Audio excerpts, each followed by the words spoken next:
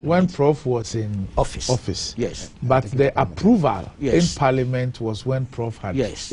So it is still the Mahama Mills administration. I would want to shift on that score until somebody brings me evidence contrary to that. But I'll be surprised if that turns out to be the case. All right, Felix. Randy, I think that there are a few issues that we need to straighten. You see, first of all, this whole debate, I would agree with Kwaku that it is pretty unnecessary. Yeah. If the Akufo-Addo administration will be gracious and acknowledge the contributions of past government, there will be no need for this debate. Government is a continuum. But we operate within a certain socio-political context that makes it necessary for these things to be put beyond doubt. Because, mind you, there was a sustained effort to bastardize the investments that the Mahama administration had made in infrastructure for partisan gain. And indeed, President Akufo-Addo, who was then candidate Akufo-Addo, who was at the center of that effort.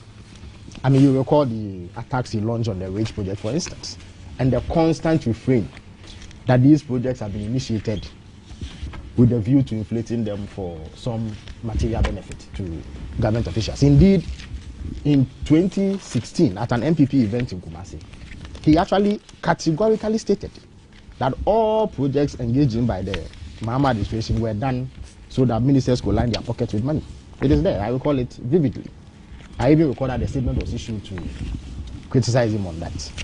So when you have done this sort of bastardization against projects initiated by one government, and you come into office and go and inaugurate a project initiated and undertaken by that administration, and seek to blame the same administration for what you claim is a delay, a response is inevitable.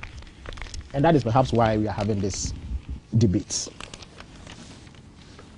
You see, a series of things have happened since the MPP took over, which, for me, reveals a certain intent to mask the role and performance of the Mahama administration.